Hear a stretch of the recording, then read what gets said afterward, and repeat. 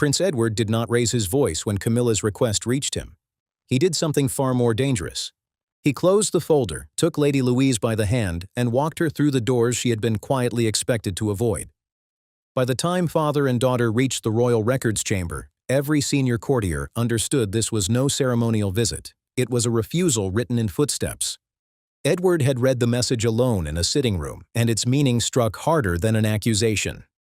Camilla wanted Louise's formal entry postponed indefinitely. Even if the process later resumed, the documents were to pass through an aide, with her father kept away from the signing. The royal records, a protected register preserving family status, ceremonial rank, historic duties, and future recognition, declared who the crown accepted as part of its continuing story. Louise had reached that threshold after years of quiet service, and every page had been prepared. Louise waited beyond the doorway as Edward placed the Queen Consort's request on the table. His face tightened, but he refused to let anger speak before judgment. She saw enough to understand something had changed. Quietly, the young royal told him they could leave if her presence was creating trouble. Her words cut through him. He turned toward his daughter and answered with certainty. She had done nothing wrong, and he would never teach her to apologize for belonging to her own family. Edward led her forward without summoning an aide. Two senior clerks froze when father and daughter entered the chamber. One had received instructions to close the register for the day, delaying recognition without explanation. Edward calmly asked for the book to be reopened. Then the Duke placed his hand beside the prepared page, leaving the officials with two choices: obey the order they had been given or deny Louise in front of him. Louise lifted the pen, but Edward noticed a handwritten notation beside her name. The coded wording carried authority no ordinary clerk could invent. He looked at the page, then at the uneasy faces around it, realizing Camilla's message had never been the whole decision. Someone higher had already reached into his daughter's future. Edward had defeated the delay, but the mark beside Louise's name revealed that Camilla's request was only the visible edge of a far deeper struggle. Lady Louise had never behaved like someone waiting for a palace door to open. She had grown up beyond the loudest royal spotlight, protected by parents who believed duty should be learned before privilege. That was what made Camilla's intervention so painful. Louise had not demanded a title or a platform, yet someone inside the monarchy had still decided that even her quiet acceptance carried too much power. Louise stood beside the open register and felt every silence around her. The royal records should have confirmed that she belonged within the monarchy's continuing story. Instead, the young royal watched two clerks avoid her eyes as though her name had become a problem. She had been raised by Prince Edward and Sophie to value service before privilege. Her recognition was supposed to feel earned through discipline, not handed to her through spectacle. Edward noticed the embarrassment crossing his daughter's face before she spoke. Louise asked whether her entry might be embarrassing the king, and the question struck him harder than Camilla's request. Edward had spent years carrying out difficult assignments without seeking attention. His loyalty had made him useful, but it had also taught others to expect silence from him. Now that silence had reached Louise, making her question whether even signing her own record was an act of disloyalty. Sophie answered the telephone as soon as the ceremony ended. Relief softened her voice when Edward confirmed that the register had been reopened, but anger replaced it when he mentioned the handwritten restriction. Edward reassured Louise that she had done nothing wrong, yet privately, he feared restraint had been mistaken for weakness. A records clerk then approached him and disclosed through a documented chamber log that the page had been altered twice within 48 hours. The first version contained normal language. The second limited Louise's ceremonial inclusion, access to family archives, and ability to represent the crown at future engagements. Sophie fell silent when she heard those details. Camilla had recently asked whether Louise might ever represent Charles at youth, equestrian, or remembrance events. At the time, the question had sounded like simple curiosity. Now it sounded like preparation. What once seemed harmless now looked like the beginning of a much larger plan. The conflict had not begun inside the records chamber. It began 3 weeks earlier during a small remembrance ceremony at St. George's Chapel when Lady Louise stepped forward after an elderly veteran stumbled. Her instinctive act lasted less than a minute, yet the applause that followed changed the mood among the senior royals. By that evening, one private conversation had transformed admiration into suspicion and Louise's future into a problem to be managed. Charles had arrived expecting a restrained service, and Camilla had expected the attention to remain on the senior members of the family. Prince Edward and Sophie stood nearby with their daughter, who had attended only to support them. St. George's Chapel, the historic royal church at Windsor, carried deep emotional weight because every action inside it could become part of the monarchy's public memory. No younger royal had been assigned a visible role. Louise was never supposed to become the moment everyone remembered.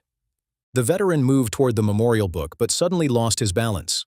Louise reacted before the aides. She steadied him, recovered his fallen medals case, and remained beside him until he was safely seated. The act was simple, human, and completely unplanned. Then the congregation rose in spontaneous applause. Charles watched with quiet approval, while Edward felt pride break through his usual restraint. Sophie saw something else. Camilla kept her expression controlled as the broadcaster praised Louise's dignity, but her fingers tightened around the service program. The Queen Consort understood that attention inside royal life could shift power without warning. The young woman had not been presented as a rising star, yet her calm manner was drawing affection because it felt natural. She reminded people of an older form of service, quiet, disciplined, and untouched by ambition. That made the applause more powerful, not less. Edward encountered Camilla later that evening in a private corridor. She asked whether Louise was being positioned for a greater role.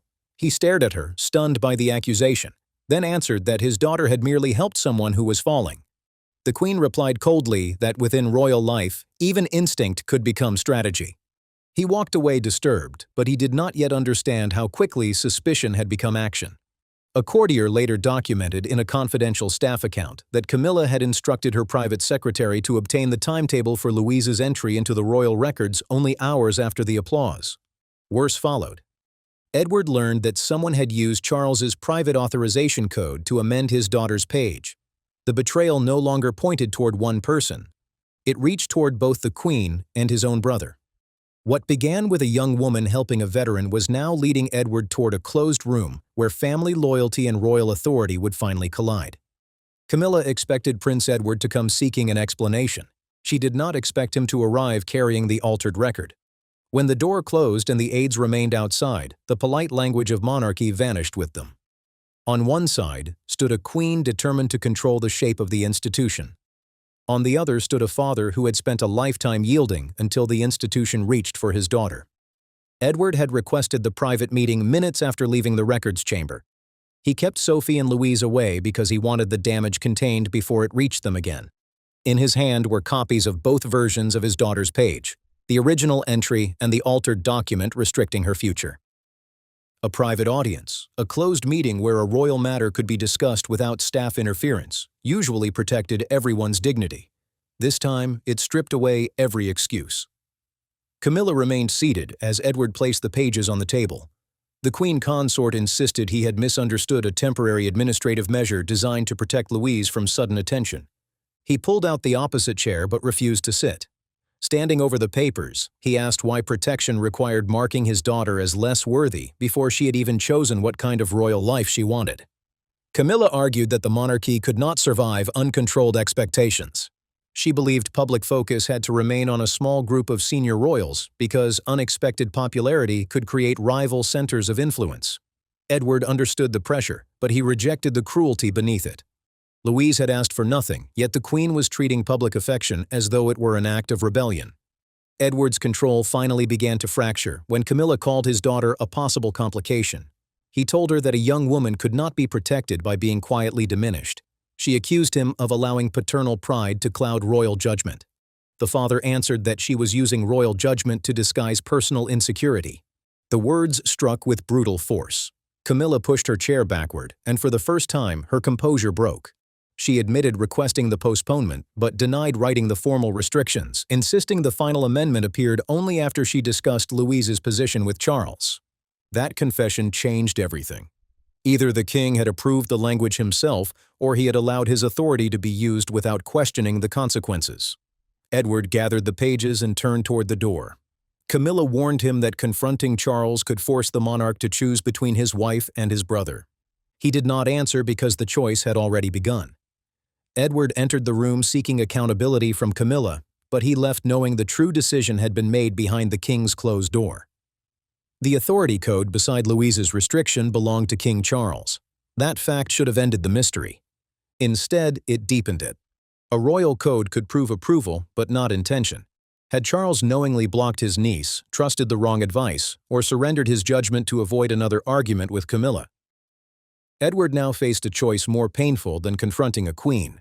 He had to ask his brother whether the crown had turned against his child.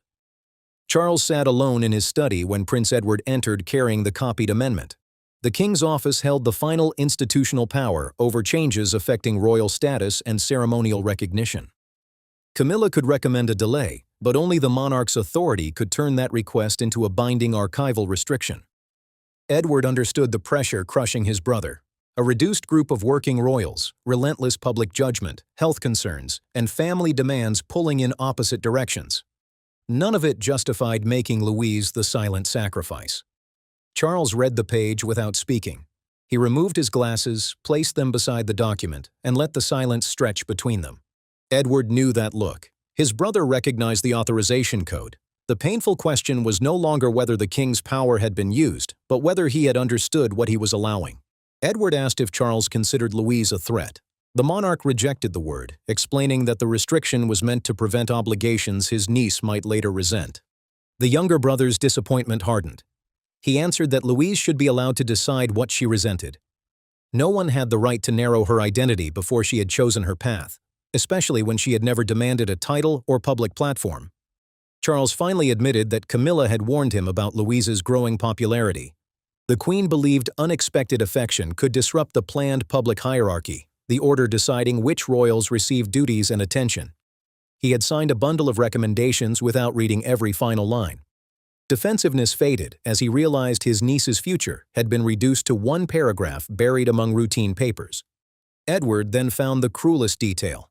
The amendment did not merely limit future appearances. It blocked Louise from sections of the family archives connected to Prince Philip's legacy. Those archives, preserving letters, records, and personal documents, carried memories of the grandfather who had encouraged her love of carriage driving. Charles looked stricken. His careless signature had nearly separated a young woman from part of her own history. Charles agreed to review the alteration, but he refused to reverse it immediately. First, he wanted Louise to say whether she truly desired a formal royal place. The king had opened the possibility of correcting the record, but Louise would first have to speak for herself before the people who had already decided what she should become. Lady Louise had believed the conflict concerned only a delayed signature. She did not yet know that the altered record would have restricted her access to Prince Philip's private equestrian archive, the letters, training notes, and family memories that connected her to the grandfather who understood her best. When Sophie finally told her, Louise did not cry. She quietly removed her gloves and asked who believed she had not earned the right to remember him. Sophie and Prince Edward wanted their daughter to hear the truth from them before facing Charles. They refused to let palace officials soften what had happened. The private equestrian archive represented far more than royal history. Louise had shared Philip's discipline, his love of horses, and his belief that skill mattered more than ceremony. Removing that access meant turning a family bond into institutional permission. Louise read the amended document twice at Bagshot Park. Her first emotion was not anger, but disbelief. Someone had taken memories of her grandfather and used them to shape her future. She asked whether the applause at the chapel had made people believe every kind action was planned. Sophie reminded her that helping the veteran had come from compassion, not ambition. Even so, Louise realized that every future act of kindness might now be viewed with suspicion. Edward apologized for failing to recognize the danger sooner. Louise then asked whether he had escorted her into the chamber because she deserved to be there or because he wanted to defeat Camilla. The question silenced him. He admitted anger had led him through the door, but love had kept him beside her. His honesty changed something between them. Louise decided she would meet Charles without either parent speaking for her. She also asked that Camilla be present, not to shame the Queen, but to hear what the restriction would have erased. Before leaving, she fastened the small carriage-driving pin Philip had once given her to her coat. Edward realized she was no longer relying on him to fight the battle. She was ready to speak for herself. There were no aides, prepared statements, or ceremonial chairs when Lady Louise met King Charles. She had requested a family conversation, not a royal audience. Camilla was present at first, but Louise soon asked to speak with her uncle alone. Before that, she turned to Camilla and calmly asked whether the applause inside the chapel had frightened her. The Queen denied acting out of personal concern, describing the restriction as protection against confusion. Louise quietly repeated the question. This time, Camilla admitted that unexpected public affection could upset the monarchy's carefully planned public roles. Louise replied that she had never wanted to replace anyone. She only wanted the freedom to help when help was needed and to remain connected to Prince Philip's legacy. Her calm made it clear that the intervention had answered a threat that had never existed. After Camilla left the room, Louise told Charles she wanted no promise of titles or future appointments. She asked only that her record reflect what she had actually done, instead of predicting what others feared she might become. Charles admitted he had signed the restriction without reading its final wording and confessed that avoiding another disagreement with Camilla had become easier than examining every consequence. The king apologized as an uncle who had failed his niece. He crossed out the restriction and summoned the keeper of the records. But the correction came too late to remain private. By morning, Britain was no longer debating paperwork. It was focused on one unforgettable image, Prince Edward walking beside Lady Louise through the records entrance, refusing to step aside when his daughter needed him most. Millions immediately understood the message without a single public argument. Buckingham Palace described the visit as a routine family procedure, but the explanation quickly unraveled. The altered timetable showed the chamber had been scheduled to close, while Edward's unexpected appearance suggested something had forced him to intervene. What began as an administrative dispute became a public debate over how the monarchy treated a young woman who had never sought attention. Louise suddenly found herself at the center of a debate she had never wanted. Some believed the incident exposed a damaging struggle within the royal family. Others saw Edward's actions as a father's determination to protect his daughter from being unfairly pushed aside. Louise's quiet dignity and Edward's calm refusal to back down made the story impossible to ignore. The following morning, newspapers carried the now famous photograph of Edward walking beside Louise. Commentators described it as a rare royal rebellion carried out without a single public word. Sophie watched the coverage with concern, fearing people would accuse Louise of ambition or blame her for dividing the family. Instead, supporters gathered outside St. George's Chapel, carrying carriage-driving ribbons in tribute to Louise's bond with Prince Philip. The gesture reassured Sophie that the public understood what had truly been at stake. Buckingham Palace later issued a statement confirming that Louise's official record contained no restrictions and that her place within the family's history remained fully recognized. Camilla's name was never mentioned. That silence spoke for itself, suggesting the correction had been made without publicly defending the original decision. Charles knew revised paperwork alone could not repair the damage. He invited Edward, Sophie, Louise, and Camilla to one final family meeting where responsibility would be acknowledged openly. The public had already formed its opinion, but only inside that room could the family decide how to move forward. The meeting did not erase the past. Instead, it forced everyone to face it honestly. Charles admitted he had approved wording he had not fully examined. Camilla acknowledged that concern over royal attention had led her to view Louise's growing popularity as a problem instead of a strength. Edward admitted he had answered secrecy with open defiance, while Louise had faced humiliation with remarkable composure. Charles confirmed that every restriction had been permanently removed. Louise's record would fully recognize her place within the family, restore her access to Prince Philip's private archive, and preserve her freedom to accept future royal duties only if she chose to do so. The official register would no longer predict her future based on fear or assumptions. It would simply reflect the truth. The king also introduced a new approval process. No future restriction affecting a named member of the royal family could be hidden inside routine paperwork. The person involved, along with their immediate family, would have to be informed before any decision became final. Charles understood that correcting one document meant little unless the process itself changed. He placed the register before Louise. Wearing Philip's carriage-driving pin, she carefully read every line before signing her name. Edward stood quietly beside her, offering support without speaking for her. For the first time, everyone in the room understood that this decision belonged entirely to Louise. Camilla apologized without trying to justify her actions. Louise accepted the apology, but gently reminded everyone that forgiveness could never require silence about what had happened. Her response was calm, respectful, and firm. Edward later told Louise that walking beside her into the records chamber had been the proudest moment of his royal life, not because he had challenged Camilla, but because he had finally refused to let duty outweigh his responsibility as a father. Sophie took her daughter's hand, grateful that Louise had emerged from the ordeal with her confidence and kindness intact. Charles closed the meeting with a lesson for the entire family. A smaller monarchy, he said, could never remain strong if loyal relatives were made to feel disposable. Its future had to be built on trust, character, and service, not on limiting people simply because they earned public respect. Louise left without a new title or dramatic promotion. She left with her family history restored, her grandfather's legacy protected, and the freedom to shape her own future. Edward's stand had reminded everyone that loyalty does not always mean saying yes. Sometimes, true loyalty means having the courage to say no. What began as one disputed record became a lesson the entire family could not ignore. Whether viewed as a father's stand, a niece's quiet courage, or a turning point for the monarchy, the story left a lasting impression. Thanks for watching, and don't forget to like, subscribe, and turn on notifications for more royal stories.